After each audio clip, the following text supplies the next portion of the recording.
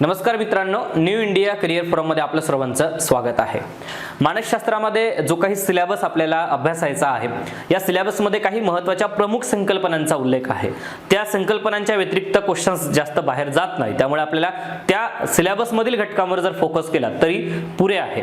Syllabus मधल्याच अशा एका महत्त्वाच्या संकल्पनेचा अभ्यास आज आपण या भागामध्ये पाहणार आहोत आणि या सोबतच काही संकल्पना आपण या आधीच्या लेक्चर्स मध्ये सुद्धा पाहिलेल्या आहेत, जसं अध्ययन हे कसं घडतं हा एक भाग असेल, किंवा स्मरण विस्मरण आणि हा एक भाग स्मृतीमध्ये आपण अभ्यासलेला आहे।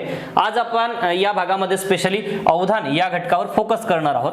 बाकी या अवधानासोबतच संवेदन म्हणजे काय हे सुद्धा आपण यामध्ये पाहणार आहोत आणि त्यासोबतच विचार प्रक्रिया जी आहे, विचार करणे असं म्हणतो ना आपण, आपल्याला एखादा मित्र आपल्याला काही क्वेश्चन्स विचारला किंवा कधी कुठला आपल्याला डिसिजन घेण्याची वेळ आली तेव्हा आपण असं म्हणतो की आपण विचार करून सांगतो।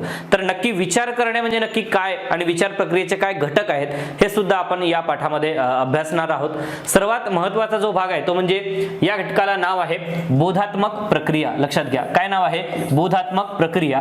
या बोधात्मक प्रक्रियेमध्ये हे जे सगळे घटक आहेत जे आपण आता अभ्यासत आहोत आणि आता अभ्यासणार आहोत, त्यामध्ये अवधान आहे, वेदन आहे, संवेदन आहे, अध्ययन आहे, स्मरण विस्मरण, विचार करणे आणि समस्या सोडवणे, तर्क करणे, निर्णय घेणे इत्यादी ह्या गोष्टी ज्या आहेत त्या बोधात्मक प्रक्रियांची उदाहरणे आहेत। आता ह्या बोधात्मक प्रक्रियांची उदाहरणं यासोबतच आता आपण एक एक करून जर पाहिलं तर तुम्ही आता सध्या राज्यसेवेची तयारी करत आहात किंवा स्पेशली महिला बाल विकास अधिकारी परीक्षेची तयारी करीत आहात, लक्षात घ्या, ठीक आहे। आणि तुम्हाला असं वाटतंय की नाही मला आता आयबी ची जाहिरात आली आणि मला आता आयबी चा पेपर द्यायचा आहे, म्हणजे ठीक आहे, हे काय करतात तुम्ही तर निर्णय घेतात, ही गोष्ट तुम्ही लक्षात घ्या, राईट। तर निर्णय घेणे ही सुद्धा एक बोधात्मक प्रक्रिया आहे। त्यासोबतच आता संवेदन होतं किंवा वेदन हे घडून येतं। बऱ्याचदा संवेदन आणि वेदन यामध्ये फरक आहे, ही गोष्ट लक्षात घ्या। संवेदन म्हणजे काय तर बोधात्मक अर्थ त्यामध्ये लागलेला असतो, फक्त वेदन म्हणजे आपल्याला आवाज येतो, म्हणजे कुठेतरी तुम्ही कन्स्ट्रक्शनचं काम चालू आहे, आता माझ्या आजूबाजूला भरपूर असा आवाज येतोय मला, ओके, तर हे काय मला वेदन होत आहे। एखादा चीनी मित्र आहे, माझा एक चीनी मित्र आहे, तो माझ्यासोबत चीनी भाषा बोलतोय, परंतु मला चीनीचं एबीसीडी सुद्धा कळत नाही, तर मला काय होणार? फक्त वेदन होणार, मला संवेदन होणार का? नाही। तर ही एक गोष्ट आपल्याला इथे अभ्यासायची आहे।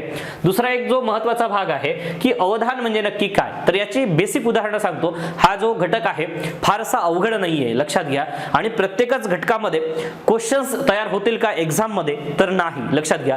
काही गोष्टींचा आपल्याला पूर्णतः अभ्यास समग्र केल्यानंतर त्या समग्र अभ्यासाचा कुठेतरी क्वेश्चन्स अटेम्प्ट करताना फायदा होतो, लक्षात घ्या। इथे अवधानावर क्वेश्चन्स येण्याची शक्यता असली तरी इथे विचार प्रक्रिया आणि तर्क निर्णय किंवा निर्णय घेणे या गोष्टीवर क्वेश्चन्स येण्याची शक्यता पूर्णतः कमी आहे, असं माझं वैयक्तिक मत आहे, ठीक आहे। तर सोप्या भाषेत काय तर अवधान म्हणजे नक्की काय हे आपल्याला याच्या सोबत पाहायचं आहे, संवेदन कसं घडतं हे आपल्याला पाहायचं आहे, आणि विचार प्रक्रिया जी आहेत त्याचे काय घटक आहेत ते आपल्याला पाहायचे आहे। परंतु बोधात्मक प्रक्रिया अभ्यास करत असताना काही दोन उदाहरण मी तुम्हाला देतो। तुम्हाला पाऊस खूप येतोय आणि पावसात तुम्ही लक्ष्मी रोडनी जात आहात, ठीक आहे, म्हणजे एक उदाहरण सांगतो, आता पुण्यात आहे म्हणून मी पुण्यातलं उदाहरण सांगतोय, तुम्ही तुमच्या शहरातलं एक उदाहरण घ्या।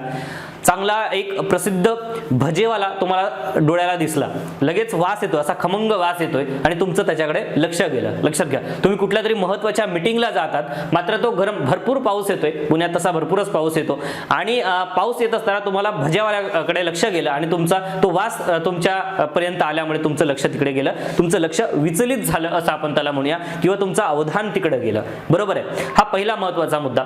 तुम्ही आता हे लेक्चर ऐकत आहात आणि कॉन्सन्ट्रेट केलंय तुम्ही आता की सर काय सांगतात याकडे पूर्णतः मी लक्ष देणार आहे, आणि तुम्हाला कोणीतरी आता दाराची बेल वाजवते तेव्हा तुमचं लक्ष तिकडे जाते, हे काय आहे तर हे अवधानाची उदाहरणं आहेत, ही गोष्ट एक लक्षात घ्या। तर या बोधात्मक प्रक्रियांमध्ये अवधान ही जी प्रक्रिया आहे, तर बोधात्मक प्रक्रिया म्हणजे नक्की काय आहे ते सुरुवातीला आपण समजून घेऊया आणि त्यानंतर अवधानाकडे जाऊया। बोधात्मक प्रक्रिया म्हणजे मेंदूच्या उच्च दर्जाच्या अशा सर्व प्रक्रिया ज्याद्वारे आपणास सभोवताली असणाऱ्या जगाची जाणीव होते आणि आकलन होते। बघा, जाणीव होणे आणि आकलन होणे या दोन गोष्टी फार महत्त्वाच्या आहेत, फक्त वेदन होत नाहीये, जाणीव होत आहे, आकलन होत आहे। बोधात्मक प्रक्रियांचा अभ्यास मानसशास्त्राच्या बोधात्मक मानसशास्त्र या शाखेमध्ये केला जातो। त्यामध्ये अवधान, वेदन, संवेदन, अध्ययन, स्मरण विस्मरण, स्मरण म्हणजे आठवणं, विस्मरण म्हणजे विसरणं, विचार करणे, समस्या सोडवणे, तर्क करणे, निर्णय घेणे इत्यादी बोधात्मक प्रक्रियांची ही उदाहरणं आपल्याला यामध्ये आहेत। दुसरा जो महत्त्वाचा भाग आहे तो म्हणजे आपल्या सभोवताली असणाऱ्या अनेक उद्दीपकांची आपल्याला ज्ञानेंद्रियांमार्फत सतत जाणीव होते. आता उद्दीपक म्हणजे मी सतत तुम्हाला सांगत आलेलो आहे बघा. उद्दीपक जे काही नवीन विद्यार्थी असतील किंवा मानसशास्त्राचा अभ्यास पहिल्यांदाच करतायत, कुणी काही मानसशास्त्राचा अभ्यास पहिल्या वर्गापासून करत नाहीये. मानसशास्त्राचा अभ्यास सुद्धा काही क्वचित विद्यार्थ्यांनी 11वी-12वी मध्ये केला असेल, काही पदवीला केला असेल, काही D.Ed. B.Ed. विद्यार्थी असतील तर ते त्या ठिकाणी केलेले असतील. परंतु मानसशास्त्र हे फार काही अवघड नाहीये, पहिली गोष्ट लक्षात घ्या. त्याच्यामुळे अशी काहीही भीती बाळगायची गरज नाहीये. फक्त काही शब्दांचे अर्थ तुम्हाला माहित असले तर तो भाग सोपा जातो. अन्यथा कधी कधी प्रत्येकच शब्दाचा अर्थ मला माहितच असला पाहिजे असाही अट्टहास करून चालणार नाही. काही काही शब्दांचा अर्थ माहित होतो परंतु त्याचा शब्दशः अर्थ माहित नसतो. लक्षात घ्या, त्या शब्दावरून ती संकल्पना आपल्याला क्लिअर असते, नाही या शब्दाचा अर्थ असा होतो, परंतु शब्दशः त्याचं मिनिंग जर तुम्ही म्हटलात की याचं मिनिंग मला पर्टिक्युलर एकाच शब्दात पाहिजे तर कधी कधी असं शक्य होत नाही. लक्षात घ्या, ठीक आहे. तर आपल्या सभोवताली असणाऱ्या अनेक उद्दीपकांची, उद्दीपक म्हणजे काय, स्टिम्युलस. उद्दीपक म्हणजे उद्दीपक, त्यामध्ये काय, चिंच हे सुद्धा एक उद्दीपक आहे. चिंच बघून मला माझ्या जिभेला पाणी सुटलं, ठीक आहे. किंवा वाघ बघून मला हे भीती वाटली, हे वाघ हा एक उद्दीपक आहे, बरोबर आहे. लाईट आल्याबरोबर माझे डोळे दिपलेत, हे काय आहे, हे उद्दीपक आहे. अशा अनेक गोष्टी असतील, बरोबर की नाही. तर शिक्षक दिसल्याबरोबर कोणी पतली गल्लीने तिकडे जातो, बरोबर की नाही, म्हणजे दुसरा रस्ता पकडून जातो, तर याला काय म्हणतात, तर हे तसा शिक्षकांचा पूर्वी धाक होता. तर हे उद्दीपक आहे. तर आपल्या सभोवताली असणाऱ्या अनेक उद्दीपकांची आपल्याला ज्ञानेंद्रियांमार्फत सतत जाणीव होते. मग ज्ञानेंद्रिय म्हणजे सगळे ज्ञानेंद्रियांमार्फत, मग जीभ असेल, त्वचा असेल, कान, नाक, सगळं, वास घेतोय आपण, आवाज ऐकतोय, हे सगळे काय आहेत तर याची जाणीव होत आहे या ज्ञानेंद्रियांमार्फत. परंतु सभोवतालच्या सर्वच उद्दीपकांकडे आपलं एकाच वेळी लक्ष जात नाही. आपण काही उद्दीपकांची निवड करतो, म्हणजे काय, सिलेक्शन करतो, ही गोष्ट लक्षात घ्या. व त्यामुळे त्याच उद्दीपकांची आपल्याला जाणीव होते. म्हणजे काय, तुम्ही आता सपोजली कुठल्या तरी रोडनी जात आहात, ठीक आहे, तुम्ही तुमच्या रोडनी जातात, मी फक्त पुण्यातली उदाहरणं घेत नाही, तुम्ही तुमच्या गावातलं एक उदाहरण घ्या. तुम्ही रोडनी जात आहात आणि तुम्हाला एक कुणीतरी दिसला, एक मित्र तुमचा दिसला, जो असा चित्रविचित्र कपडे घातलेला आहे, ठीक आहे. काही काही असतात असे, तर चित्रविचित्र कपडे घातल्यामुळे तो 10 जणांमध्ये असा उठून दिसतोय, ठीक आहे. तर त्याच्यामुळे तुमचं काय, त्या 10 जणांपैकी त्याच्याकडे लक्ष केंद्रित झालं.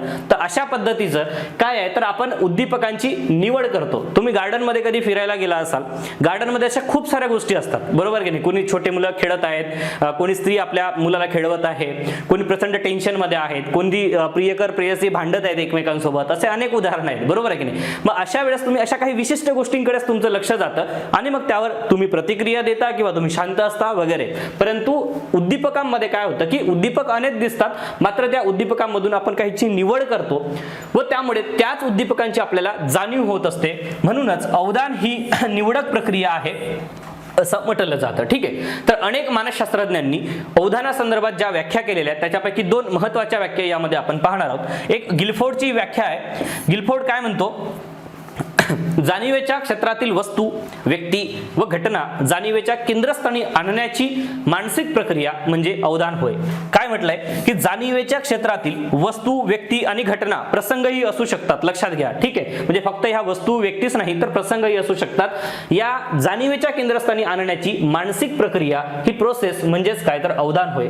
नॉर्मन मन यांच्या मते काय आहे तर ज्या मानसिक प्रक्रियेद्वारे काही ठराविक उद्दीपक समूहाला बोधावस्थेच्या केंद्रस्थानी आणले जाते ती मानसिक प्रक्रिया म्हणजे अवधान होय. हे आपणास माहित आहे का, ठीक आहे. तर सोप्या भाषेत काय आहे तर कुठलीही गोष्ट, अशा 100 गोष्टी आहेत, या 100 गोष्टींमधून तुम्ही एकच गोष्टी निवडता आणि ती जाणीवेच्या केंद्रस्थानी तुम्ही ठेवता, त्यालाच अवधान असं म्हटलं जातं. काय म्हटलं जातं, अवधान असं म्हटलं जातं. उद्दीपकाची तीव्रता लक्षात घ्या. उद्दीपक जो आहे, उद्दीपक म्हणजे काय, स्टिम्युलस, लक्षात घ्या, ठीक आहे. तर या स्टिम्युलसची तीव्रता, राईट, इंटेन्सिटी, उद्दीपकाचे आकारमान, ठीक आहे, आणि उद्दीपकाची पुनरावृत्ती, उद्दीपकाची हालचाल इत्यादी अवधानावर परिणाम करणारे वस्तुनिष्ठ घटक आहेत. याच्यामध्ये 2 महत्त्वाचे घटक आहेत, एक वस्तुनिष्ठ आणि एक व्यक्तिनिष्ठ. आपल्याला एक्झाम मध्ये विचारलं जाऊ शकतं, म्हणून हे तुम्ही लक्षात घ्या. हे बघा, हे व्यक्तिनिष्ठ घटक सुद्धा आहेत याच्यामध्ये आणि वस्तुनिष्ठ. तर वस्तुनिष्ठ घटक कोणते, एक तीव्रता, उद्दीपकाची तीव्रता, फ्रिक्वेन्सी किती आहे असं आपण त्याला म्हणूया. फ्रिक्वेन्सी म्हणण्यापेक्षा इंटेन्सिटीज म्हणूया त्याला इंग्रजीमध्ये. तर तीव्रता किती आहे, उद्दीपकाचे आकारमान किती आहे, म्हणजे एखादी गोष्ट बघा सतत दिसते, तीव्रता याचा अर्थ काय तर सतत ती आपल्याला जास्त वेळा दिसत आहे, राईट. त्यानंतर आणखी एक दुसरी गोष्ट अशी आहे की उद्दीपकाचे आकारमान किती आहे, म्हणजे एक छोटासा काहीतरी किडा होता, ठीक आहे, तुम्हाला तो तुमच्या घरामध्ये दिसला, ठीक आहे, म्हणजे हे काय एक उद्दीपक आहे मात्र तो एकदा दिसला आणि त्यानंतर तो गायब झाला, तुम्ही त्याला शोधता, याचा अर्थ काय? त्याचा आकारमान मोठा असता तर तो कदाचित तुम्हाला लगेच दिसू शकला असता, परंतु त्याचा आकारमान छोटा आहे त्यामुळे तो तुम्हाला दिसत नाहीये. तर हे उद्दीपकाचा आकारमान, त्याची तीव्रता, उद्दीपकाची पुनरावृत्ती किती होत आहे, उद्दीपकाची हालचाल इत्यादी अवधानावर परिणाम करणारे वस्तुनिष्ठ घटक आहेत. त्याचप्रमाणे अभिरुची, अभिरुची म्हणजे काय? तुमची आवड असं आपण थोडक्यात म्हणूया. प्रेरणा, मनस्थिती, अभिवृत्ती इत्यादी अवधानावर परिणाम करणारे वस्तुनिष्ठ घटक आहेत. जसं मी तुम्हाला वस्तुनिष्ठ उदाहरण एक दिलं होतं की तुम्हाला किडा दिसतोय आणि तो गायब झालाय, ठीक आहे, त्याचा आकारमान ह्या सगळ्या गोष्टी डिपेंड करतात. तसंच आता याच्यामध्ये अभिरुची हे सुद्धा एक डिपेंड करते, प्रेरणा हे सुद्धा गोष्ट डिपेंड करते, तुमची मनस्थिती सुद्धा गोष्ट डिपेंड करते, राईट, अभिवृत्ती डिपेंड करते. एक उदाहरण तुम्हाला सांगतोय की तुम्ही कुठेतरी जात आहात, ठीक आहे, आता बाहेर पडल्याशिवाय तर तुम्हाला काय उद्दीपक दिसणार नाहीत, घरातले उद्दीपक फार मोजकेच असणार आहेत, बरोबर आहे की नाही? तुम्ही बाहेर पडलात आणि तुम्हाला मर्सिडीज कार दिसते, ठीक आहे, तुमचं असं स्वप्न आहे की मर्सिडीज मला घ्यायची आहे, बरोबर की? मर्सिडीज बघितल्याबरोबर सगळ्या कार, तुम्ही फर्ग्युसन रोडली जाताना सगळ्या कार तुम्हाला दिसतील, पण मर्सिडीजकडे तुमचं लक्ष जातं. याचा हेतू काय आहे किंवा याचा उद्देश काय आहे? तर तुमच्यामध्ये ती प्रेरणा आहे, लक्षात घ्या, तुम्हाला अभिरुची आहे, तुम्हाला आवड आहे ही गोष्ट. बऱ्याच लोकांचं इडलीकडे लक्षच जात नाही, इडली काही लोकांना अजिबात आवडतच नाही, बरोबर आहे, समोसे काही लोकांना अजिबात आवडतच नाही, परंतु तुम्ही एखाद्या रोडनी जात आहात आणि तुम्हाला तो समोसेवाला दिसला की तुमचं लक्ष जातं, मला जायला पाहिजे होतं परंतु आता वेळ नाहीये, बरोबर का नाही? तर अशा पद्धतीनं म्हणजे हे जे काही आहे उद्दीपकांकडे लक्ष जाणं, लक्षात येत आहे तुम्हाला मी काय बोलतोय? उद्दीपकांकडे लक्ष जाणं हे बऱ्याच गोष्टींवर डिपेंड करते. मग तो उद्दीपक वस्तू असू शकते, व्यक्ती असू शकते किंवा प्रसंगही असू शकते. मात्र त्या गोष्टीवर तुमच्या वस्तुनिष्ठ आणि व्यक्तिनिष्ठ अशा काही घटकांचा परिणाम पडतो. त्याच्यामध्येच अभिरुची किती आहे, आवड किती आहे, प्रेरणा आहे का, तुमची मनस्थिती आहे का? मनस्थिती हे सुद्धा अतिशय महत्वाची आहे, मॅटर करते ते. तुम्ही प्रेयसी सोबत तुमचं भांडण झालंय आणि तुम्ही आता एकदम रागामध्ये आहात आणि तुम्ही कर्वे रोडनी जात आहात आणि तुम्हाला तुमचा मित्र दिसतोय, परंतु त्याच्याकडे तुम्ही दुर्लक्ष केलंय कारण तुमची मनस्थिती पूर्णतः आता वेगळ्या स्वरूपाची आहे. तुम्हाला कुणासोबत बोलायचं नाहीये, तुम्हाला एकटं राहायचंय वगैरे, ठीक आहे. मी अनुभव सांगत नाहीये, तुम्हाला एक उदाहरण सांगतो आहे, ठीक आहे. तर ह्या सगळ्या गोष्टी ज्या आहेत हे तुम्हाला समजलेलं असेल काय म्हणायचंय, ठीक आहे. तर अशा पद्धतीनं आता अवधानाची काही अंगे आहेत, ते अवधानाची अंगे आपण याच्यामध्ये पाहूया. अवधान कक्षा म्हणजे काय ते आपण आता सुरुवातीला पाहूया. अवधान कक्षा म्हणजे व्यक्ती एकाच दृष्टिक्षेपात जेवढ्या उद्दीपकांकडे लक्ष देऊ शकते ती संख्या म्हणजे काय तर अवधान कक्षा होय. म्हणजे सोप्या भाषेत काय तर अवधान कक्षा म्हणजे काय तर व्यक्ती एकाच दृष्टिक्षेपात जेवढ्या उद्दीपकांकडे लक्ष देऊ शकते ती संख्या होय. तुम्हाला मी पुन्हा पुन्हा उदाहरणं देऊन हे बिंबवण्याचा प्रयत्न करतोय की तुम्हाला हे लक्षात राहायला पाहिजे. लेक्चर्स परत परत ऐकण्याची काहीही गरज वाटणार नाही. मला तरी असं वाटतं की एकदा तुम्ही ऐकलात परंतु ते व्यवस्थित कॉन्सन्ट्रेट करून ऐकलात तर ते सतत ऐकण्याची गरजही पडणार नाही. तुम्हाला संकल्पना एकदा क्लिअर झाल्या की ते पुरे आहे. आता हे जे आहे अवधानाची कक्षा म्हणजे एकाच वेळी अनेक गोष्टींकडे आपण कॅप्चर करण्याची अनेकांची क्षमता असते. जर तुम्ही आता आप्पा बळवंत चौकात जर गेलात तर अशा खूप सारे बुक स्टॉल आहेत. तुम्ही गाडी चालवत आहात, लक्षात घ्या तुमचं गाडीवर कॉन्सन्ट्रेट आहे, परंतु तुम्हाला माहिती आहे की तुम्हाला इथं कुठे पुस्तकं जी आहेत, आता हा पुस्तक विकतोय की कॅलेंडर विकतोय, ही बाई काय विकते, कोणी आता नवीन कॅलेंडर आले ते नवीन कॅलेंडर विकते, मग ती व्यक्ती अपंग आहे का, ती व्यक्ती म्हातारी आहे का, कोणी पेन विकतंय, बरोबर की नाही. ह्या सगळ्या गोष्टींकडे तुमचं लक्ष जात आहे आणि कोणीतरी तुमच्या डाव्या साईडला दोघं नवरा बायको भांडत आहेत याकडे सुद्धा लक्ष जातं, बरोबर आहे. आता काही लोकांचं लक्ष नाही जात काही गोष्टींकडे. तुम्ही तुमच्या मित्रालाही विचारलं असाल, तुमच्या मित्र तुमच्या गाडीवर बसलेला असेल मागे आणि तुम्ही त्याला विचारता का बघितलं का ते दोघं नवरा बायको भांडत आहेत, पण तो असं तुम्हाला सांगतो की नाही रे मला लक्षच नव्हतं, बरोबर आहे, कारण त्याचं अवधान दुसऱ्या गोष्टींकडे होतं. सोप्या भाषेत काय तर अवधानाची कक्षा ही व्यक्तिगणिक डिपेंड करते, लक्षात घ्या. काय बोलतोय की व्यक्तिगणिक डिपेंड करते आणि अवधानाची कक्षा ही मर्यादित स्वरूपात सुद्धा आहे. अवधान कक्षा म्हणजे व्यक्ती एकाच दृष्टिक्षेपात जेवढ्या उद्दीपकांकडे लक्ष देऊ शकते ती संख्या होय. आपली अवधान कक्षा अत्यंत मर्यादित आहे. सामान्य व्यक्तीची अवधान कक्षा 7 ते 8 अंकांपर्यंत किंवा अक्षरांपर्यंत मर्यादित असते. म्हणूनच पोस्टाचे पिनकोड किंवा दूरध्वनी क्रमांक कधीही 7 ते 8 अंक या मर्यादेपेक्षा अधिक मोठे नसतात. वय, बुद्धिमत्ता, सराव आणि अनुभव इत्यादी घटकांचा अवधान कक्षेवर परिणाम होतो. अगदीच बरोबर आहे. आता उदाहरण तुम्हाला सांगतोय, अनेक असे महाभाग आहेत, ठीक आहे, ज्यांना बरेचसे असे कॉन्टॅक्ट नंबर पूर्णतः तोंडपाठ असतात. काही काही लोकांना अकाउंट नंबर तोंडपाठ असतात, ठीक आहे. मग आता अकाउंट नंबर तोंडपाठ कसा काय असू शकतो? जर 12 अंकी हे जे आहे अकाउंट नंबर आहे तोही तोंडपाठ असतो, कारण काय, त्याचा सराव असतो, ठीक आहे. मी माझं एक उदाहरण सांगतोय कॉलेज जीवनातलं, की घरून पैसे यायचे, राईट, आणि सतत अकाउंट नंबर सांगत राहावं लागायचं कुणाला ना कुणाला. तर ग्रामीण भागात जी गोष्ट असते, जनरली ग्रामीण भागातल्या लोकांना अकाउंट नंबर लिहून घ्यावा लागतो. पूर्वी काय असं, म्हणजे आताही या 8-10 वर्षांपूर्वीची जर गोष्ट आपण पाहिलात तर तुम्हाला असं गुगल पे, फोन पे ह्या सगळ्या गोष्टीचा फार असा वापर वगैरे काही नव्हता. लोक मोबाईल सोबत काही UPI जोडलेले वगैरे नव्हते, ठीक आहे. आता अकाउंट नंबर मला तरी तोंडपाठ आहे, म्हणजे तुम्ही आताही मला जर विचारला तर मी तुम्हाला तो सांगू शकतो. तर तुम्हाला अशा अनेक गोष्टी असतील, राईट. अकाउंट नंबर जो आहे तो तुम्हाला तोंडपाठ असतो. तर अकाउंट नंबरची ही संख्या मोठी आहे, मात्र ते आपल्याला सरावाने ते पाठ होऊ शकतं, बरोबर की नाही. तर अशा पद्धतीनं 7-8 अंक जरी आपले मर्यादित स्वरूपात पाठ असले तरी सुद्धा आपण जर सराव केला तर या सरावाने काही गोष्टी ज्या आहेत त्या अवधान कक्षा आपल्याला वाढवता येतात. त्यानंतर दुसरी गोष्ट अशी आहे की सरावामुळे टेलिफोन ऑपरेटर किंवा टंकलेखक यांची अवधान कक्षा, विस्तार कक्षा ही सर्वसामान्य व्यक्तीपेक्षा अधिक असू शकते. हे सरावाने पॉसिबल आहे. अवधान विकर्षण. अवधान विकर्षण म्हणजे काय, तर विशिष्ट उद्दीपकावर लक्ष केंद्रित केल्यावर काही अंतर्गत किंवा बाह्य अडथळ्यामुळे व्यक्तीचे लक्ष दुसऱ्या उद्दीपकाकडे जाते, यालाच अवधान विकर्षण असे म्हणतात. उद्दीपकाची तीव्रता, उद्दीपकाचं आकारमान, उद्दीपकाची हालचाल इत्यादी बाह्य अडथळ्यामुळे अवधान विकर्षण होऊ शकते, ठीक आहे. अवधान विकर्षण म्हणजे काय, तर लक्ष केंद्रित केल्यानंतर सुद्धा काही अंतर्गत किंवा बाह्य अडथळे व्यक्तीचे लक्ष जे आहे ते एका उद्दीपकाकडून दुसऱ्या उद्दीपकाकडे नेतात. म्हणजे तुम्हाला आता मी जसं सांगितलं की दारावर कोणीतरी तरी बेल वाजवतोय, तुमचं लक्ष तिकडे गेलं. उदाहरणार्थ अभ्यास करताना शेजाऱ्यांनी मोठ्या आवाजात सुरू केलेल्या चित्रपटाच्या गाण्याकडे तुमचं अवधान विकर्षित होऊ शकते.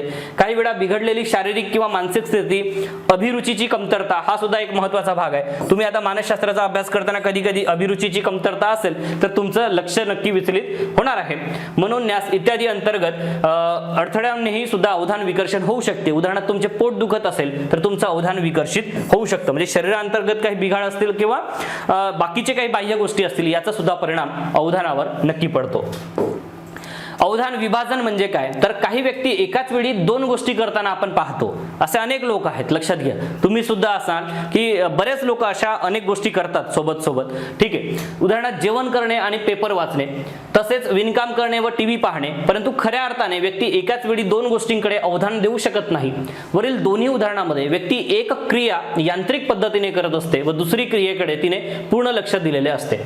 जसे पेपर वाचणे आणि टीव्ही पाहणे या क्रियांकडे पूर्ण लक्ष दिले जाते व जेवण व विणकाम करणे या क्रिया यांत्रिक पद्धतीने केल्या जातात. जर व्यक्तीने एकाच वेळी 2 किंवा त्यापेक्षा अधिक क्रियांकडे अवधान देण्याचा प्रयत्न केल्यास त्यात अनेक चुका आपल्याला होताना दिसून येतात. व्यक्तीची कार्यक्षमता कमी होते आणि मानसिक गोंधळ वाढतो. हे मी एक छोटं लेक्चर बनवलंय. तुम्ही माझा YouTube चॅनल जर चेक कराल तर तुम्हाला ते एक लेक्चर दिसेल. त्या छोट्या लेक्चरमध्ये मी ह्या गोष्टी तुम्हाला सांगितलेल्या आहेत की तुम्ही जी कुठली गोष्ट करता तेव्हा तुम्ही पूर्णतः फोकस असणं फार गरजेचं आहे, लक्षात घ्या. आणि तुम्ही फोकस जर असाल तर तुमचा जो काही स्पीड आहे तो वाढतो, तुमची ॲक्युरेसी वाढते. ही फार महत्त्वाची गोष्ट आहे. जर तुमचा वेळ तुम्हाला वाचवायचा असेल तर असं एकाच वेळी 2-2 गोष्टी करत, म्हणजे बऱ्याचदा लोकांना सवय असते, तर यातून हे गोष्ट आपल्याला नक्की दिसून येते आणि मानसशास्त्रामध्ये सिद्ध सुद्धा झालेली आहे की यातून जी कार्यक्षमता आहे ती कुठेतरी नक्की कमी आपल्याला दिसून येते, ठीक आहे. तर एखाद्या व्यक्तीला वर्तमानपत्र वाचणे आणि सुईत दोरा ओवणे अशी 2 कार्य एकाच वेळी करण्यास सांगितली असता व्यक्ती कोणतेही कार्य सफाईदारपणे बिनचूक करू शकणार नाही, हे निश्चित आहे. त्यानंतर आहे अवधान दोलन. घड्याळाच्या लोलकाप्रमाणे अवधानाचीही आंदोलने होत असतात. आपण दीर्घकाळ एकाच उद्दीपकाकडे अवधान देऊ शकत नाही. आपले अवधान काही सेकंदासाठी एका उद्दीपकावरून दुसऱ्या उद्दीपकाकडे जाते व तेथून पुन्हा मूळ उद्दीपकाकडे येते. म्हणजे उदाहरणार्थ आता मी जसं तुमच्यासोबत कन्व्हर्सेशन करतोय, परंतु तुम्हाला कोणीतरी आवाज दिलाय किंवा काहीतरी फोनचा व्हॉट्सअपवर एखादा मेसेज आलाय, तुम्ही लगेच त्याच्याकडे बघितलात दुसऱ्या मोबाईलमध्ये किंवा त्याच मोबाईलमध्ये लगेच उघडून बघितलं की ठीक आहे, हे बडबड थोडी बंद करू द्या आणि पुन्हा दुसरं बघू द्या वगैरे वगैरे. तर अशा पद्धतीनं अवधानाचं दोलन होतं. परंतु तुम्ही कधी कधी असंही होतं की ठीक आहे, कुकरची सिटी वाजली ती बंद केलात किंवा गॅस बंद करून तुम्ही पुन्हा इकडे आलात, हेही होऊ शकतं. म्हणजे तुम्ही पुन्हा लक्ष केंद्रित करू शकता. थकवा, अभिरुचीची कमतरता, दुसऱ्या उद्दीपकाचे अधिक आकर्षण, स्वरूप इत्यादी कारणामुळे अवधान आंदोलन जे आहे ते घडून येतं. बऱ्याचदा हे उदाहरण शाळेसाठी अतिशय महत्त्वाचं आहे. म्हणजे जर तुम्ही शाळेमध्ये असाल आणि इतिहासाचा क्लास चालू असेल आणि बाहेर तुमचे काही लेक्चर बंक करणारे अनेक मित्र असतील आणि ते आता व्हॉलीबॉल किंवा फुटबॉल खेळत आहेत, तर तुमचं लक्ष बऱ्यापैकी तिकडे असते. मात्र तुम्ही प्रामाणिकपणाचा आव्हानात वर्गात बसलेला असता की मी लक्ष केंद्रित करतोय, पण बऱ्याचदा असं झालेलं आहे, तुम्हालाही माहिती आहे. ठीक आहे. त्यानंतर आहे संवेदन. आता अवधान म्हणजे काय आपण बेसिक पाहिले. अवधान म्हणजे फार अशी काही कठीण संकल्पना नाहीये. संवेदन म्हणजे नक्की काय ते आपण पाहणार आहोत. दैनंदिन जीवनामध्ये आपण आपल्या सभोवताली असलेल्या विविध वस्तू, ध्वनी, स्पर्श, चव, गंध, दृश्य इत्यादी सहजपणे ओळखू शकतो व त्यांना नावेही देऊ शकतो. म्हणजेच बाह्य जगाचं आकलन होत असताना सर्वप्रथम वेदन घडून येते, त्यानंतर अवधान घडून येते. वेदन घडून येणे आणि अवधान घडून येणे. मी मगाशी एक चिनी मित्राचं जे उदाहरण दिलं की चिनी मित्र तो बोलतोय परंतु मला एबीसीडी काहीही कळत नाहीये, त्यातली चिनी भाषा मला येत नाहीये, तेव्हा तो बोलतोय याचा आवाज मला येतोय मात्र ती भाषा कळत नाहीये. म्हणजेच वेदन आणि संवेदन यामध्ये तुम्हाला फरक जो आहे तो दिसून आला. सर्वप्रथम वेदन घडून येते आणि त्यानंतर अवधान घडून येते व शेवट मेंदू मार्फत उद्दीपकाला अर्थ दिला जातो. उद्दीपकाला अर्थ देण्याची ही प्रक्रिया म्हणजेच संवेदन होय. कोणत्याही उद्दीपकाला अर्थ देण्यासाठी पूर्वानुभव असणे आवश्यक असते. ही गोष्ट तुम्ही लक्षात द्या. ठीक आहे. मी टेस्ट पेपरमध्ये तुम्हाला हा प्रश्न विचारतो, यावर तुम्हाला सांगून ठेवतो ऑलरेडी, म्हणजे तुम्हाला काय होईल की तुम्हाला लक्ष केंद्रित करता येईल. ठीक आहे. तर कोणत्याही उद्दीपकाला अर्थ देण्यासाठी पूर्वानुभव असणे आवश्यक असते. अशा प्रकारे बाह्य वातावरणातून प्राप्त झालेल्या माहितीला पूर्वानुभवाद्वारे अर्थ देण्याची प्रक्रिया म्हणजे संवेदन होय. ठीक आहे. तर संवेदन म्हणजे काय हे तुम्हाला एक बेसिक अर्थ तुमच्या लक्षात आलेला असेल. आता संवेदनाच्या काही फॅक्ट्स किंवा संवेदना संदर्भात काही तथ्य आपण समजून घेणार आहोत. मी तुम्हाला एक स्क्रीनवर चित्र दाखवतो. या चित्राकडे बघून तुम्हाला एक फक्त 10 सेकंद विचार करायचा की तुम्हाला त्या चित्रामध्ये नक्की काय दिसतंय. ठीक आहे. बघा. ओके, वेळ संपलाय. बघा, तुम्हाला या चित्रामध्ये कदाचित एल, एच आणि बी असं दिसलेलं असेल. ठीक आहे. आता कदाचित विचार केल्यानंतर तुम्हाला इथे दिसतंय की नाही सर बी नाही आहे, हे 13 आहेत. बरोबर आहे. परंतु चित्र पाहता क्षणी तुम्हाला काय दिसलंय? तुम्हाला दिसलंय बी. लक्षात घ्या. काही विद्यार्थ्यांनी तर हे प्रामाणिक मान्य करायला पाहिजे की हो सर मला बी दिसलंय. तर एल, एच आणि बी हे दिसलं, परंतु याच्यामध्ये थोडं बारकाईनं लक्षात जर तुम्ही घातला तर तुम्हाला 13 दिसतं. लक्षात घ्या. ठीक आहे. परंतु काय होतं, हे काय आहे, हे संवेदनाशी संदर्भात काही तथ्य आहेत आणि याच्यामध्ये याला काय म्हणतात तर समग्रतेकडून आंशिकतेकडेची प्रक्रिया आहे संवेदनाची, ती आहे. तर आपल्याला होणाऱ्या प्रत्येक जाणीवेकडे आपण लक्ष दिले असता आपल्या ज्ञानेंद्रियांवर ताण पडेल. त्यामुळे बऱ्याच वेळा एखाद्या उद्दीपकाला अर्थ देत असताना आपला मेंदू संदर्भाचा किंवा सामान्य ज्ञानाचा, लक्षात घ्या, संदर्भाचा किंवा सामान्य ज्ञानाचा वापर करतो, म्हणजे पूर्वानुभवाचा सुद्धा वापर करतो. या प्रक्रियेला समग्रतेकडून आंशिकतेकडे प्रक्रिया असं म्हटलं जातं. जेव्हा आपण समग्रतेकडून आंशिकतेकडे प्रक्रिया वापरतो तेव्हा माहितीचा अर्थ लावण्याची आपली क्षमता ही ती माहिती कोणत्या संदर्भासह आहे यानुसार प्रभावित होते. याचा एक अर्थ तुम्हाला अजून सांगण्याचा प्रयत्न मी नक्की करतो की हे जे तुम्हाला चित्र इथे दिसतंय एल, एच आणि बी असं जे तुम्ही वाचलात. ठीक आहे. तर हे जे 13 आहेत ना, हे 13 कोणत्या संदर्भासह आलेत? या इंग्रजी अक्षरांसोबत आलेले आहेत. एल, एच सोबत आलेले आहेत. जर या ठिकाणी 6 असतं, 9 असतं आणि हे असे 13 असते तर कदाचित तुम्ही 13 असं ओळखू शकला असतात. परंतु इथे 6 आणि 9 असं नव्हतं. इथे एल, एच होतं आणि त्यानंतर 13 दिलेलं होतं. मात्र तुम्ही एल, एच आणि बी असं वाचलात. याला काय म्हणतात?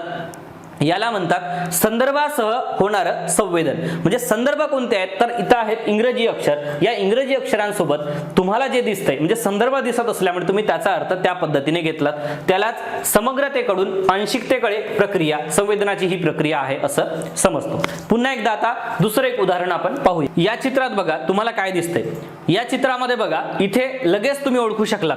तुम्हाला आता 5 सेकंदाचा वेळ द्यायची गरज मला वाटत नाही, कारण इथे स्टार आहे आणि इथे 13 आहे, हे तुम्ही लगेच ओळखू शकलात. हे असं का झालं? कारण बघा आंशिकतेकडून समग्रतेकडे प्रक्रिया होते.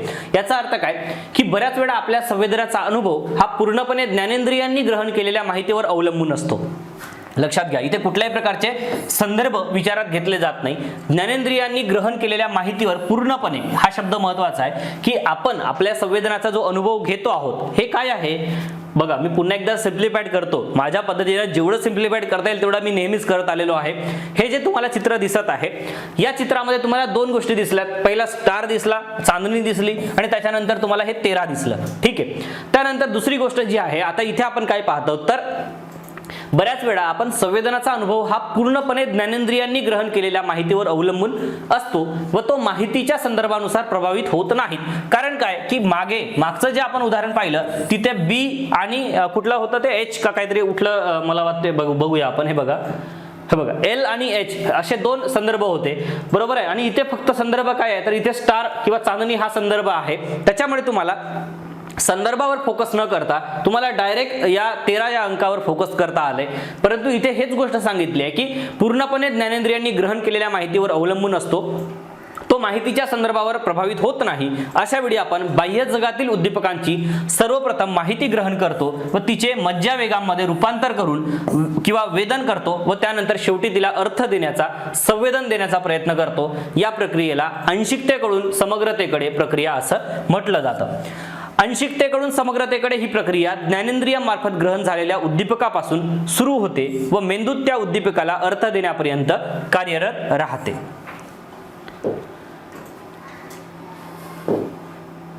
आता संवेदनाचे संघटन तत्वे हे पाहण्यापूर्वी मी तुम्हाला अजून एकदा थोडक्यात काही सेकंदामध्ये सांगतोय. ज्या दोन गोष्टी आपण पाहिल्यात, समग्रतेकडून अंशिकतेकडे आणि अंशिकतेकडून समग्रतेकडे, फरक काय आपल्याला दिसला की समग्रतेकडून अंशिकतेमध्ये संदर्भासह आपण अर्थ लावत आहोत. एखादी गोष्ट आपल्याला जी दिसताय, उद्दीपन आपल्याला जे दिसतंय त्याचा संदर्भासह आपण अर्थ लावतोय. अंशिकतेकडून समग्रतेकडे जात असताना संदर्भाचा विचार केला जात नाहीये, पूर्णपणे ज्ञानेंद्रियाला जे दिसतंय त्यावरून आपण अर्थबोध घेत आहोत, त्याचं संवेदन आपल्याला होत आहे. ठीक आहे.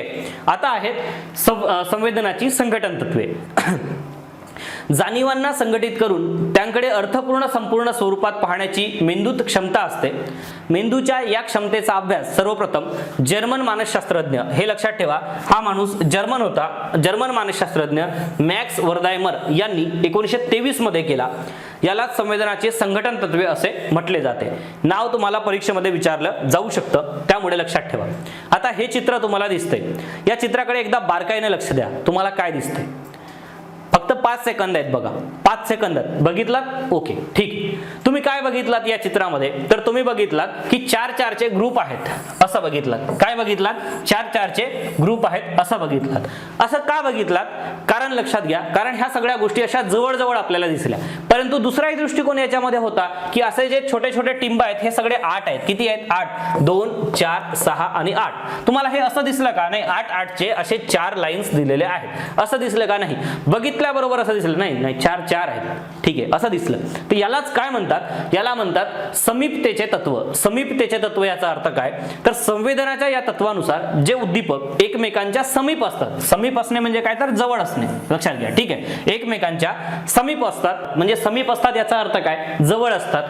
त्यांचे एकत्रितपणे संवेदन होते व जे उद्दीपक एकमेकांपासून दूर असतात त्यांचे एकत्रितपणे संवेदन होत नाहीत, याचा असा अर्थ होतो. जसं तुम्हाला या चित्रामध्ये दिसलेलं असेल की हे जे आहे ते एकमेकांच्या जवळ असल्यामुळे आपल्याला त्या पद्धतीचं संवेदन झालं. हे जसं आपल्याला इथे अशाही पद्धतीचे आपण विचार करू शकला असतात की नाही हे तर 8 आहेत टिंब आणि हे 8 असे 4 वेळा आहेत, असा तुम्ही विचार केलात का? नाही, तर तुम्ही अशा पद्धतीने विचार केलात. बरोबर आहे. तर यालाच म्हणतात समीपतेचे तत्व. या चित्रामध्ये तुम्हाला काय दिसतंय बघा, या चित्रामध्ये याकडे तुम्ही बारकाईने लक्ष द्या.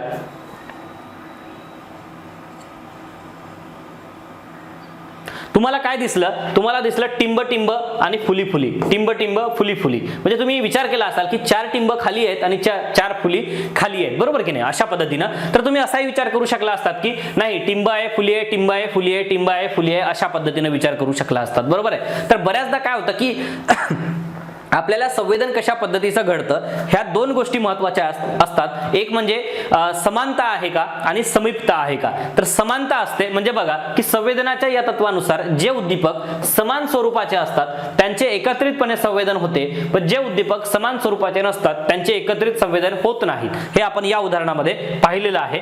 आता तुम्हाला असं वाटू शकतं, मी हे एक्सप्लेन केल्यानंतर तुम्हाला असं वाटू शकतं की नाही सर आम्ही तर असंच वाचलं, टिंब स्टार असंच वाचलं. असं नाहीये, लक्षात घ्या. एखादं चित्र डोळ्यासमोर दिसल्याबरोबर माणसामध्ये जी प्रतिक्रिया होते त्या गोष्टीला महत्त्व द्या. विचार करून नाही सांगतोय मी. विचार करून जर तुम्ही तर असं वाचू शकता, टिंब टिंब आहेत, फुली फुली आहेत, टिंब टिंब आहेत, फुली फुली आहेत. नाही सर, टिंब फुली असंही आहे. विचार केल्यानंतर याचा तुम्ही काही अर्थ लावू शकता, परंतु दिसता क्षणी तुम्हाला जो अर्थबोध होत आहे याकडे मी फोकस करताय. बरोबर आहे. तर त्यानंतर दुसरा जो महत्त्वाचा भाग आहे तो म्हणजे सातत्यतेचे तत्व.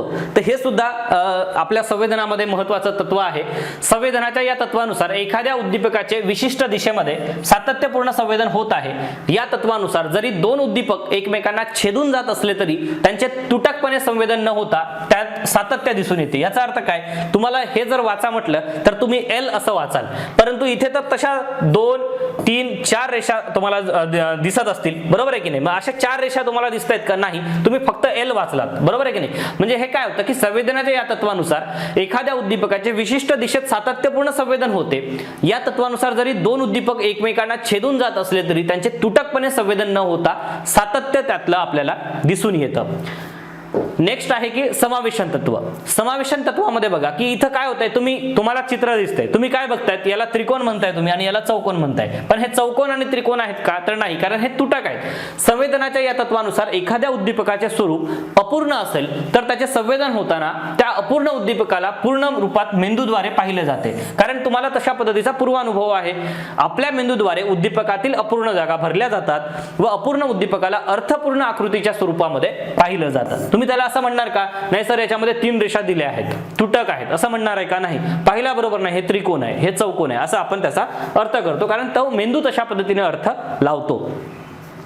विचार प्रक्रिया म्हणजे काय आहे ते आपण आता याच्यामध्ये पाहणार आहोत.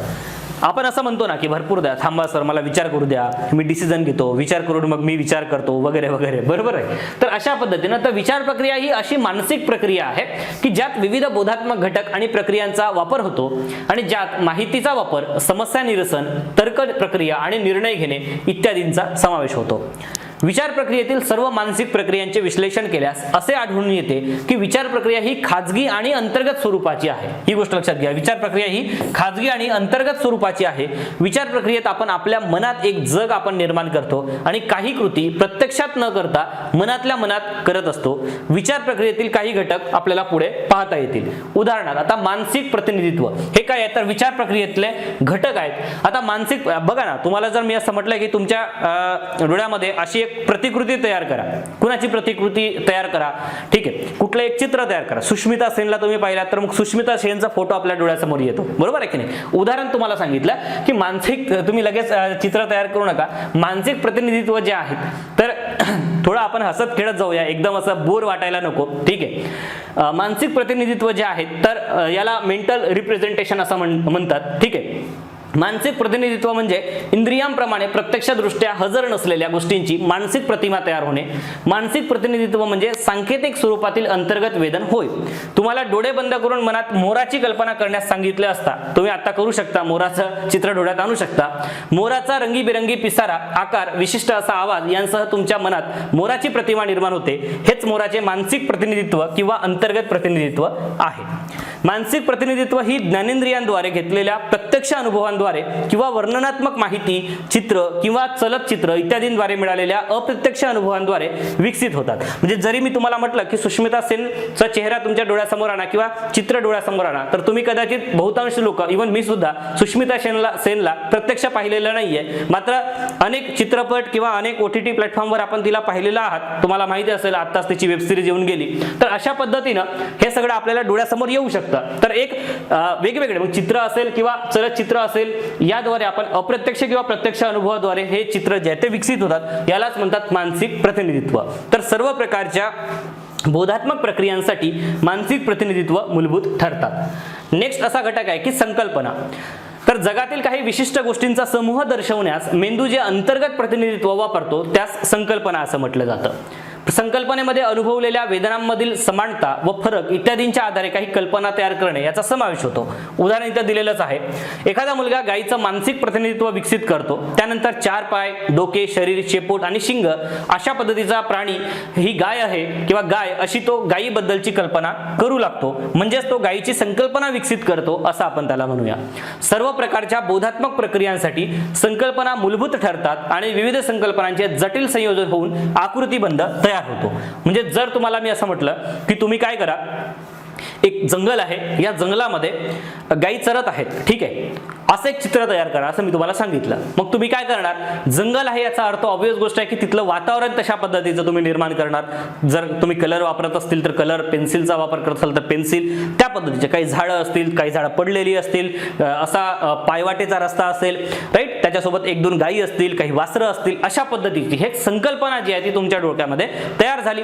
तुम्हाला जर मी असं म्हटलं की बगीचा तयार करा, तर तुमच्या बगीच्यामध्ये अनेक गोष्टी असतात, जसं मी मगाशी सांगितलंय तुम्हाला, तशा पद्धतीचं तुम्ही चित्र तयार करणार आहात, बरोबर आहे. तर यामधून काय होतं की या संकल्पनांच्या माध्यमातून एक बगीचा ही एक संकल्पना आहे आणि या बगीच्यामध्ये अजून आकृतीबंध तयार होतो, जो पुढे आपण पाहणार आहोत. हा आकृतीबंध. तर आकृतीबंध हे असे अंतर्गत प्रतिनिधित्व आहे की ज्याद्वारे संबंधित संकल्पनांबद्दल माहिती संघटित होते आणि संकल्पनांमध्ये सहसंबंध प्रस्थापित होतो. सर्व प्रकारच्या बोधात्मक प्रक्रियांसाठी आकृतीबंध मूलभूत ठरतात. जेव्हा एखादा मुलगा प्राणी संग्रहालयात भेट देतो तेव्हा प्राणी, घर, पिंजरा, प्रदर्शन, लोक इत्यादी संकल्पना एकाच वेळी सक्रिय होतात आणि ज्यात सहसंबंध प्रस्थापित होतो आणि त्यातून प्राणी संग्रहालयाविषयीचे आकृतीबंध जे आहे तो विकसित होतो. त्यानंतर आहे भाषा.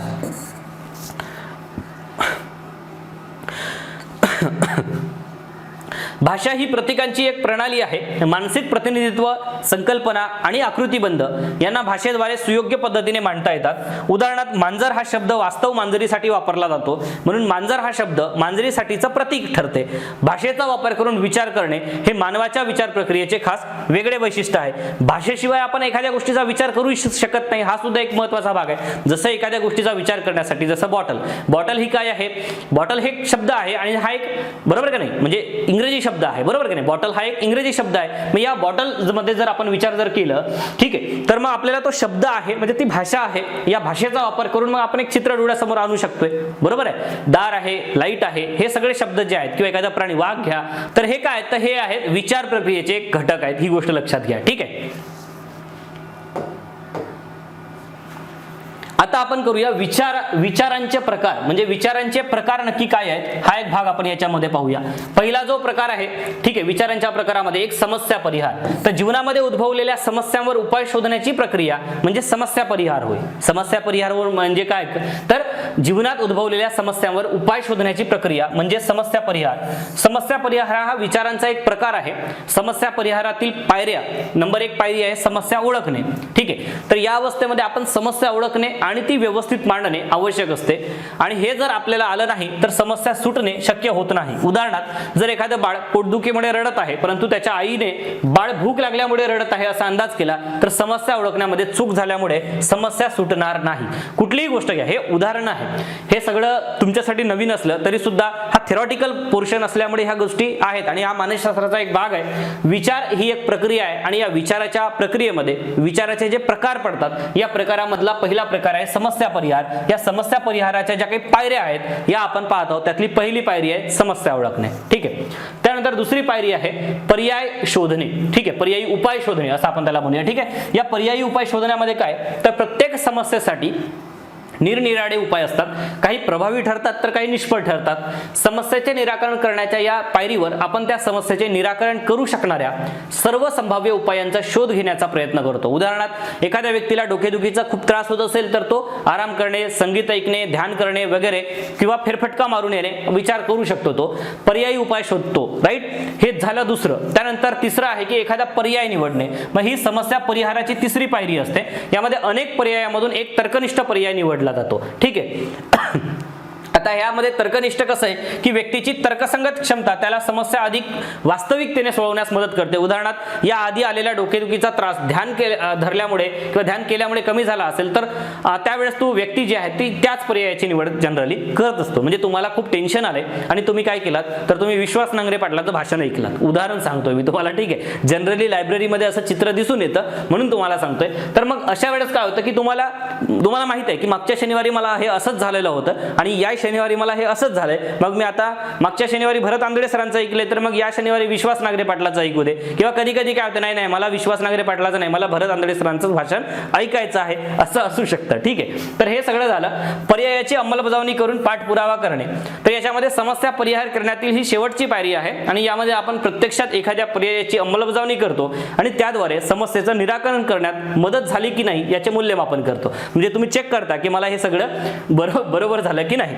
समस्येचे अद्याप निराकरण न झाल्यास आपल्याला पुन्हा मागील पायऱ्यांवर जावे लागते आणि समस्या सोडवण्याची प्रक्रिया पुन्हा राबवावी लागते. म्हणजे हे दोन्ही भाषणं ऐकलेत मी, आंधळे सरांचंही ऐकलं आणि विश्वास नांगरे पाटील सरांचंही ऐकलं आणि माझं समाधान काही झालेलं नाहीये. त्याच्यामुळे मग मी आता काय करायला पाहिजे, आता रमेश घोलप सरांचं भाषण ऐकायला पाहिजे. ठीक आहे. मी हे भाषण यासाठी सांगतोय, एक उदाहरण सांगतोय, तुम्ही वेगळा विचार करू नका. ठीक आहे. त्यानंतर दुसरी गोष्ट सर्जनशील विचार. आता विचारामध्ये बघा की जगाकडे वेगळ्या दृष्टीने पाहणे, नाविन्याचा शोध घेणे, असंबंधित वाटणाऱ्या घटकांमधील संबंध शोधणे आणि समस्या सोडवणे हे सर्जनशीलतेचं वैशिष्ट्य होय. ठीक आहे. हा विचार मधला एक भाग आहे सर्जनशील विचार. म्हणजे जसं कवी, लेखक किंवा वेगवेगळे दिग्दर्शक एक नवे विचार मांडतात, ही गोष्ट लक्षात घ्या. आणि हे नवे विचार म्हणजेच काय तर सर्जनशील विचार. शास्त्रज्ञ, संगीतकार, कवी, फॅशन डिझायनर, वास्तुकला तज्ञ इत्यादी व्यक्ती सर्जनशील विचार करतात. सर्जनशील विचारांच्या पुढील 4 अवस्था दिसून येतात. त्यातली पहिली अवस्था आहे म्हणजे पूर्वतयारी. सर्जनशील विचारांच्या या अवस्थेत समस्या जाणून घेऊन ती नाविन्यपूर्ण पद्धतीने सोडवण्यासाठी त्या संदर्भातील माहिती गोळा केली जाते. सर्जनशील विचार अचानक निर्माण होत नाहीत. समस्या नाविन्यपूर्ण पद्धतीने सोडवण्यासाठी अनेक उपाय वापरून पाहिले जातात व सोडून दिले जातात. या अवस्थेत कोणतीही लक्षणीय प्रगती दिसून येत नाही. पहिली गोष्ट आहे पूर्वतयारी. म्हणजे तुम्ही काय करत आहात, तुमच्या डोक्यामध्ये आता तुम्हाला विचार आलाय की कुणीतरी सांगितलंय किंवा असं आपण म्हणूया की शासनातर्फे किंवा महिला व बालविकास मंत्रालयातर्फे एक निबंध स्पर्धा हे केलेली आहे, आयोजित केलेली आहे आणि तुम्हाला लिहायचं निबंध काय लिहायचं आहे की वुमन एम्पॉवरमेंट. ठीक आहे. महिला सक्षमीकरण. ठीक आहे. आता महिला सक्षमीकरणावर तुम्हाला निबंध लिहायचा आहे. देश पातळीवरची ही स्पर्धा आहे आणि तुम्ही नक्की विचार करणार आहेत की मला आता एकदम कॉन्सन्ट्रेट करायचं आहे, शेताच्या बांधावर जायचं आहे आणि त्या बांधावर बसून मला विचार करायचा आहे की वुमन एम्पॉवरमेंट आतापर्यंत प्रोसेस काय आणि इथून पुढे काय करायला पाहिजे. ठीक आहे. वगैरे वगैरे. तर हे नाविन्यपूर्ण विचार करायचे असतील किंवा तुमच्या डोक्यामध्ये असा विचार आहे की मला आता एक लघुपट तयार करायचा आहे. ठीक आहे. मला एक शॉर्ट फिल्म तयार करायची आहे. तर अशा वेळेस सुद्धा तुम्हाला नवीन विचार करावा लागतो आणि हे पूर्व तयारी करत असताना बऱ्याचदा काय होतं की मग बघा शॉर्ट फिल्म तयार करत असताना तुम्हाला वेगवेगळे संदर्भ गोळा करावे लागतील. तुमच्या डोक्यात आतापर्यंत तुम्ही अचानकच शॉर्ट फिल्म तयार करायला जाता का नाही, तुम्ही त्या क्षेत्राशी निगडीत असेल तर नक्की तशा पद्धतीचा विचार करू शकता. तर मग अशा वेळेस तुम्ही काय करता की तुमच्या मधील ज्या काही गोष्टी आहेत त्या तुम्ही बाहेर काढता किंवा आजूबाजूच्या शॉर्ट फिल्म ज्या कोणी तयार केल्या त्या संदर्भात त्या तुम्ही बघता वगैरे. मग अशा वेळेस मग तुम्हाला हे सगळं लगेच होतं का तर नाही, ते पुन्हा तुम्हाला त्यासाठी काही वेळ द्यावा लागतो. उपवन म्हणजे काय तर उपवन म्हणजे काय तर पूर्वतयारीनंतर व्यक्ती समस्या सोडवण्यास सुरुवात करतो परंतु तिला नाविन्यपूर्ण उपाय सापडतोच असं नाहीये. या सुरुवातीच्या अपयशामुळे उपवन अवस्था निर्माण होते. उपवन अवस्था म्हणजे काय तर बघा तुम्हाला एखादा गणित सोडवायचं आहे आणि गणित सोडवता तुम्हाला मनच लागत नाहीये, गणित सुटतच नाहीये. तुम्ही काय करता, गणित सोडवताना विचार करत होतात की नाही मला त्या मास्तरनी काहीतरी सांगितलं होतं की हे गणित सोडवायचं आहे तर तुला या सूत्राचा वापर कर, पण मला ते नक्की सूत्रच आठवत नव्हतं. मग मी काय केलं की हे सगळं राहू दे म्हटलं तसंच आणि मी जाऊन जरा चहा पिऊन आलो. चहा पिता पिता मला ते सगळं आठवलं नाही असं हे होतं. म्हणजे हा जो काळ गेलाय लक्षात घ्या, हा एक काळ आहे आणि या काळामध्ये कधी कधी असंही होऊ शकतं की मला तेव्हाही आठवणार नाही, दुसऱ्या दिवशी मी हे करत होतो, पुन्हा लायब्ररीत गेलो, पुन्हा सोडवण्याचा प्रयत्न केला, ते नाही आठवलं. मग मी काय केलं की 2 दिवस त्याचा विचार करणं बंद करून दिलं. तिसऱ्या दिवशी कुठेतरी मित्रांसोबत गप्पा मारत होतो जेट ब्रिजवर आणि गप्पा मारता मारता ते आठवलं मला, अरे हे असं होतं. म्हणजे हे असं होऊ शकतं का तर नक्की होऊ शकतं, त्यालाच म्हणतात उपवन. तर पूर्वतयारीनंतर व्यक्ती समस्या सोडवण्यास सुरुवात करतो परंतु तिला नाविन्यपूर्ण उपाय सापडतोच असं नाही. या सुरुवातीच्या अपयशामुळे उपवन अवस्था निर्माण होते आणि या अवस्थेत व्यक्ती इतकी निराश होते की ती हार मानण्याचा विचार करते. त्यानंतर ती व्यक्ती समस्येकडे दुर्लक्ष करते आणि समस्येशी संबंधित नसलेल्या इतर गोष्टीवर लक्ष केंद्रित करते. ही अवस्था व्यक्तीला समस्येविषयी जाणीवपूर्वक विचार न करताही समस्या हाताळण्यास सहाय्य करते. उदाहरणार्थ चहा पिणे, जेट ब्रिजवर मित्रांसोबत गप्पा मारणे, या सगळ्या गोष्टी यामध्ये येतात. त्यासोबतच काय की अशा समस्या हाताळण्यास सहाय्य करते आणि हा कालावधी निष्फळ असल्याचे वाटत असले तरी या कालावधीनंतर अचानक नाविन्यपूर्ण उपाय आपल्याला मिळायला सुरुवात होते. ठीक आहे. त्यानंतर नेक्स्ट काय आहे तर प्रदीपन. प्रदीपन याचा अर्थ काय तर उगवणीनंतर अचानक प्रकाश चमकावा. म्हणजे तुम्ही गप्पा मारत होतात किंवा चहा पित होतात आणि किंवा तुम्ही कधी कधी असंही होतं की नाही मला पुस्तकं नीट लावून ठेवायचे आणि पुस्तकं नीट लावून ठेवता ठेवता हे सगळं आपल्याला आठवायला लागतं. बरोबर आहे. त्यानंतर आहे की व्यक्ती खूप उत्साहित होतो. अशा परिस्थितीत त्या नाविन्यपूर्ण कल्पनेचे विस्कळीत वाटणारे भाग किंवा असंबंधित तुकडे चपखालपणे एकत्रित येतात व मिळालेला उपाय हा जवळजवळ बरोबर असतो. समस्येवर नाविन्यपूर्ण उपाय शोधल्याचे समजल्यामुळे व्यक्ती या अवस्थेत अत्यानंदित होते. त्यानंतर आहे शेवटची पायरी पडताळणी. मागील अवस्थेतील अत्यानंदानंतर जो नाविन्यपूर्ण उपाय किंवा कल्पना सुचली आहे त्याची पडताळणी घेणे आवश्यक असते.